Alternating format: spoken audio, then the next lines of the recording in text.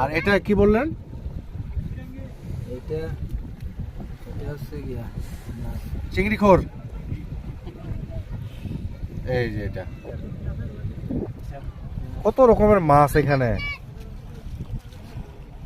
এতটুকুই মাছ আর নাই নাকি?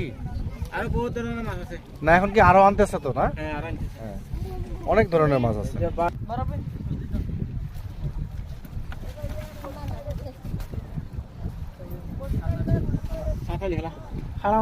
ওইদিকেও গাছের পাতা আছে দেখছেন, এগুলো চলে যায় ওইদিকে।